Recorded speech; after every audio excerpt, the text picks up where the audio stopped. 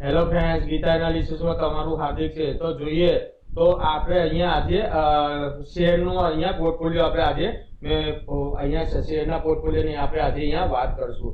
તો જોઈશું. તો આજે પહેલો સ્ટાર્ટ કરશું આઈસીઆઈસીઆઈ બેંકથી. ઠીક છે, તો આઈસીઆઈસીઆઈ બેંકથી આપણે જોઈએ તો આજે આઈસીઆઈસીઆઈ નું Q4 રિઝલ્ટ આજે આવી ગયું છે. તો આજે 27 તારીખનો રિલીઝ કરવાના હતા કે આજે 27 તારીખનો. તો જોઈએ તો આઈસીઆઈસીઆઈ નું બેંકનું રિઝલ્ટ Q4 રિઝલ્ટ આવી ગયું. નેટ પ્રોફિટ 17% આવ્યું છે. ઠીક છે, 1000 કરોડનું 10,000 કરોડનું અહીંયા એના એમપીએ 8% છે.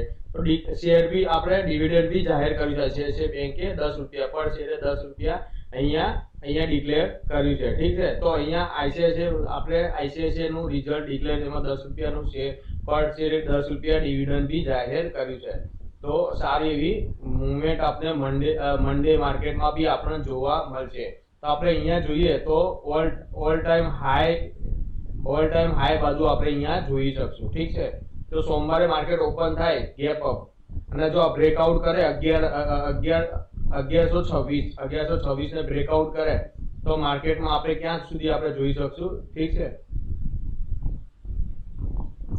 તો માર્કેટમાં આપણે આ જો બ્રેકઆઉટ મળે છે તો આપણે અહીંયા માર્કેટમાં આપણે 1185 સુધી આપણે માર્કેટમાં આપણે આઈસીઆઈસીઆઈ બેંકને બી જોવા મળશે. એટલે આપણે જોઈએ તો 30 ને 85 એટલે 40-50 રૂપિયાનો આપણે એક સોમવારે મુવમેન્ટ આપણે આઈસીઆઈસીઆઈ બેંકમાં મુવમેન્ટ આપણે જોવા મળે છે.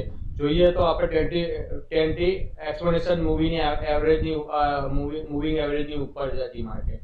આપણે સપોર્ટ લેવલ અહીંયાથી આપણે ક્યારે જો બાય કરો તો આપણે ટોપ લોસ કયો રાખશું, તો ટોપ લોસ અહીંયા રાખશું 1076 નો. ઠીક છે, તો આપણે આ ટોપ લોસ રાખી 1076 નો ટોપ લોસ રાખશું અને ટાર્ગેટ મેં તમને કીધું કે 1185 નો મેં તમે ટાર્ગેટ આપ્યો છે. ઠીક છે, તો આ આઈસીઆઈસીઆઈ બેંકનો અને તમે જુઓ તો એને વોલ્યુમ બી ધીમે ધીમે અહીંયાથી સારું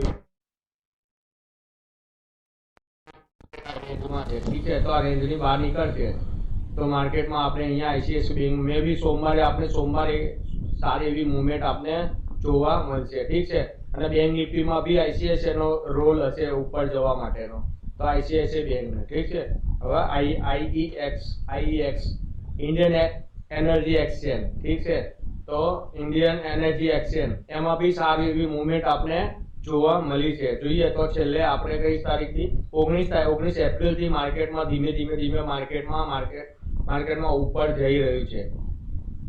હાયર હાઈ અહીંયાથી જોઈએ તો અહીંયાથી એક સેલિંગ આવ્યું હતું. એક ગવર્નમેન્ટના એક નવા રૂલ્સના કારણે માર્કેટમાં આ ડાઉન થયેલો શેર છે.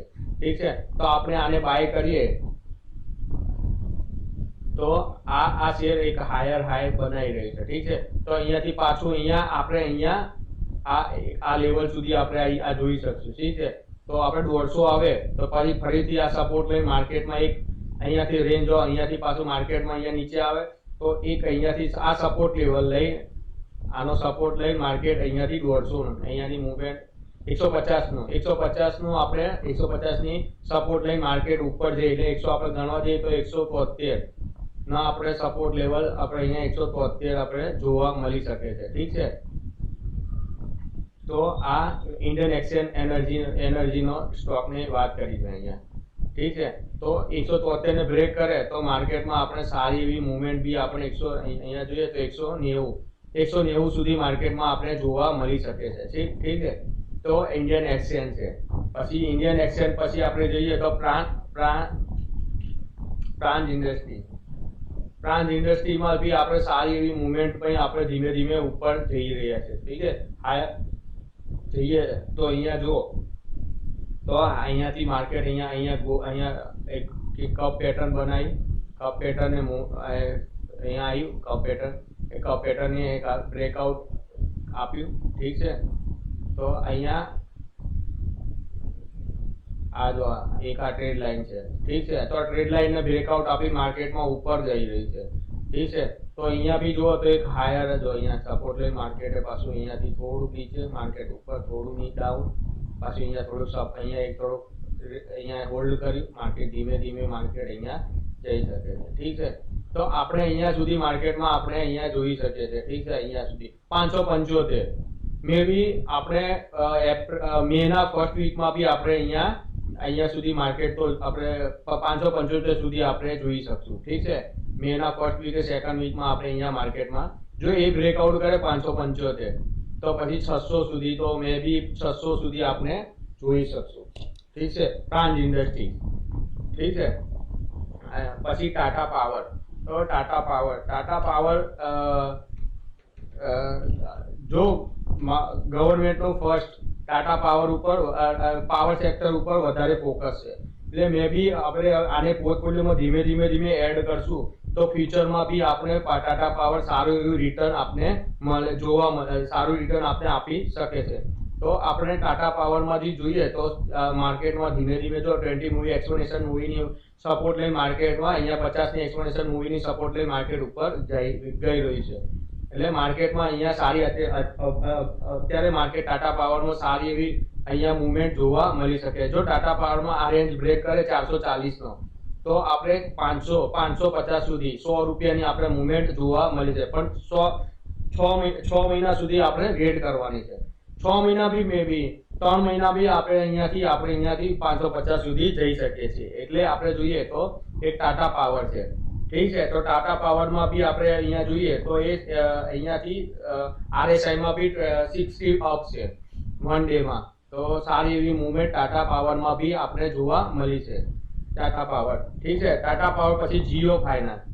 જીઓમાં બી આપણે સારું એવું રિટર્ન આપણે ફ્યુચર્સમાં જીઓ બી આપણે સારું રિટર્ન આપણે આપી શકે છે.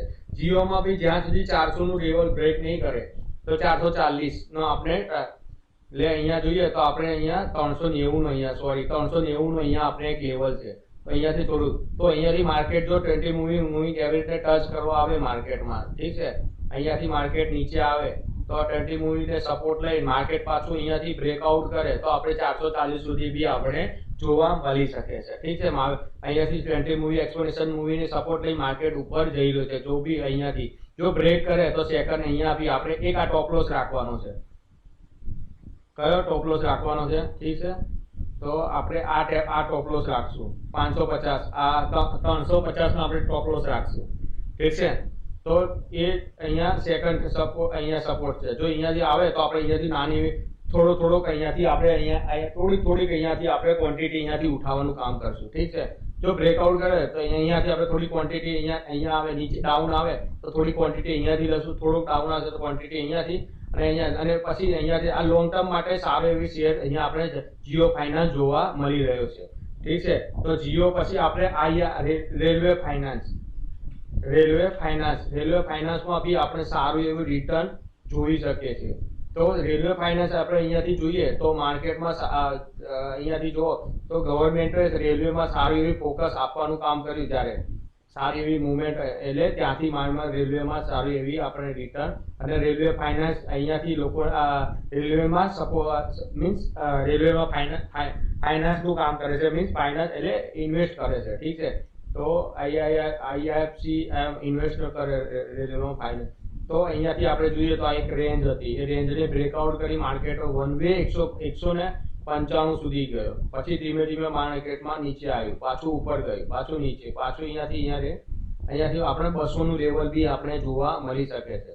ઠીક છે, તો આપણે અહીંયા એક આ સપોર્ટ અહીંયાથી આપણે સપોર્ટ તો લઈ લીધો છે. ઠીક છે, તો આ સપોર્ટ લઈને માર્કેટે ઉપર જવાનું કામ કરી રહ્યા છે. ઠીક છે, તો આપણે આ એક સપોર્ટ લેવલ આપણે 145 નો સપોર્ટ લેવલ છે, એ સપોર્ટ નું કામ કરશે અને રજિસ્ટર અહીંયા છે. 164 ને બ્રેકઆઉટ કરે તો સીધું આપણે 195 192 સુધી આપણે રેલવે ફાઇનાન્સમાં આપણે બી જોવા મળી શકે છે. ટૂંક સમયમાં આપણે રેલવે ફાઇનાન્સમાં બી 192 આપણે સુધી જઈ શકે. અને અહીંયાથી જુઓ તો કપ પેટર્ન બી અહીંયાથી આપણે જોવા મળી રહ્યો છે. આ કપ પેટર્ન બી અહીંયા આપણે જોઈ રહ્યા છે. ઠીક છે, તો અહીંયાથી જુઓ તો એક ફ્લેગ પેટર્ન બી અહીંયાથી આપણે જોવા મળ્યો. ફ્લેગ પેટર્ન બ્રેકઆઉટ કર્યો તો બી અહીંયાથી આપણે જોઈ શકીએ. ઠીક છે, તો અહીંયાથી આપણે અહીંયા 1 ડેમાં RSIમાં 60 અપ છે. તો અહીંયાથી માર્કેટમાં આપણે ઉપરથી જોઈ શકીએ છીએ. ઠીક છે, તો અહીંયા મેં આ પોર્ટફોલિયોનું ખાલી તમને અહીંયા લર્નિંગ પર્પઝ માટે જ આ વિડીયો મેં બનાવ્યો છે. અહીંયા મેં તમને કોઈ બાય કે સેલ કરવાની કોઈ સલાહ આપી નથી. ખાલી ને ખાલી મેં અહીંયા વિડીયો લર્નિંગ પર્પઝ માટે જ બનાવ્યો છે. તમારા એડવાઇઝરની સલાહ લઈ અને તમે આ શેરોમાં ઇન્વેસ્ટ કરી શકો છો. અહીંયા લોસ કે કોઈ બી થશે તો અહીંયા કોઈ જિમ્મેદારી આમાં લેવામાં આવતી નથી. ઠીક છે, ઓનલી ને ઓનલી આ વિડીયો તમને અહીંયા લર્નિંગ પર્પઝ માટે મેં અહીંયા બનાવેલો છે. Thank you friends.